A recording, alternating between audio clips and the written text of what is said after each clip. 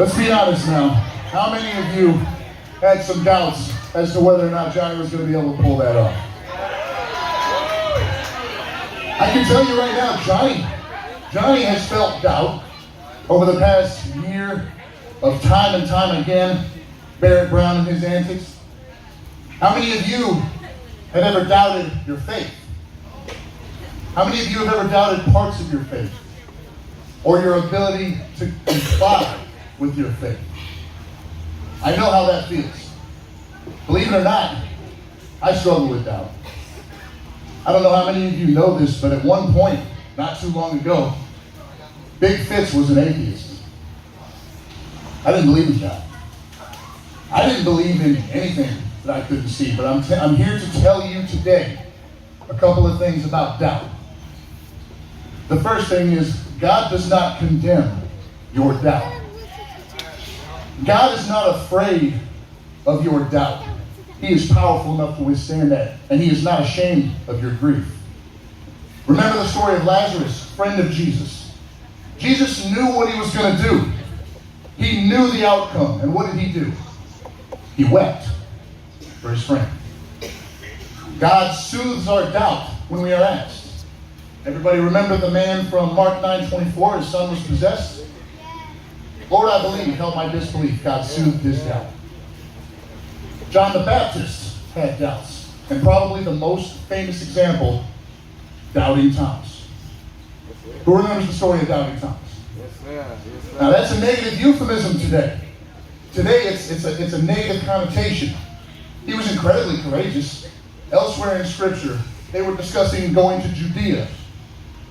And the disciples reminded Jesus, hey, last time we were there, they said they were going to kill us. And what did Thomas say? Well, then let's go with him so we can die with him. Thomas, elsewhere in Scripture, didn't accept easy answers. When Jesus said He was going ahead to make a place for them, Thomas said, hey, if we don't know the way, how are we supposed to follow? He didn't shy away from the hard questions. When Jesus died, Thomas was not an unbeliever. And that's the most important part of the Thomas story. He was a hurt, scared believer. Jesus didn't rebuke him. What did Jesus do? He said, put your finger here. See my hands. Reach out your hand and put it in my side. He showed him his wounds. He soothed his doubt. The other thing you need to understand about faith, it's a lot like love. It's not a feeling. It's a conscious act of will. Faith is a verb. Marriage counselor once told me, I'm sorry. People fall out of love? That's false. You wake up every morning and you choose to love that person. And sometimes faith is easy. Sometimes we wake up and we look at the beauty around us and we think, thank God, right? But sometimes, usually at 2 or 3 in the morning, when you're alone with your thoughts, sometimes that doubt creeps in, doesn't it? You have to work for it. Faith is a verb. You act on your faith, not on your doubts. Who's familiar with C.S. Lewis? C.S. Lewis said about loving your neighbor, don't worry about whether or not you actually love him. Act as though you do, and you'll come to find that you do love your neighbor. And I'm going to be probably the voice of dissent from some of you, but sometimes that's what faith is. Sometimes it's choosing to get up and do it, even though you're really not feeling it. Sometimes fake it till you make it is valid. What did Thomas do after the events in the New Testament? Does anybody know? Thomas later went to India in 52 AD. He converted 2 kings and many Hindus, converted thousands of people, and was martyred for his faith around 72.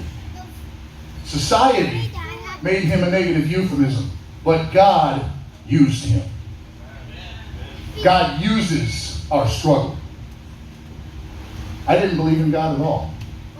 I started taking my family to church because I thought this Christian thing is probably the best thing for my family.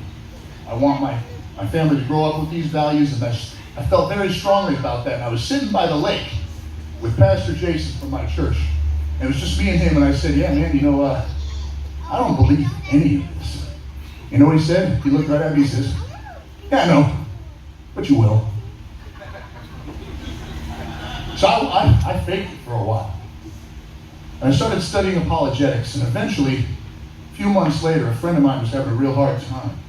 He was going to kill himself, or at least he was saying he was going to. So I'm texting a guy who lives close to him, go to his house, get his guns, make sure he's safe. And the whole time I'm just staying on the phone with him, trying to talk to him. I got off the phone and I realized I just spent 3 hours talking to Adam about Jesus. That's weird. I don't believe any of this. Oh no. What if I do? Then I called my pastor and I went and got baptized. And now, because of that, God used my doubt and my skepticism for His glory. So now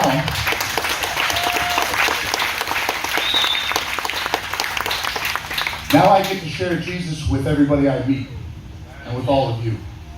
It's a choice between hopelessness and hope. And if you have the courage to admit your doubts to God, He will reward you. So some of you I know are very, very strong, devout Christians. But I'm willing to bet that even those struggle with doubt. Some of you might be here tonight, maybe doubting your faith, maybe faking it. That's okay, because we got something for that too. I'm going to pray with you right now. And if that's your prayer, that you're struggling with doubt, that it doesn't make sense, that you don't feel God's love in your life, I want you to just ask in your head for God to help you with that. So here's what we're going to do. Everybody bow your heads. We're going to pray. Lord, thank you so much for giving us the opportunity to come here to be with other people of faith, both strong and weak, people who are struggling, people who are having a hard time, and those people who have been through the hard time and come out the other side. Because we know, God, that is what you use to reach the lost. We ask that you would help with that doubt. We ask that you would help strengthen our faith. And when we're not really feeling it, we ask that you would give us the courage and the willpower to do what we know is right anyway. And if that's your prayer, or if you just want somebody to come out and pray with you, or somebody to come out and talk to you and encourage you, on the count of 3, every head bowed, I want you to raise your hand. 1, 2, 3.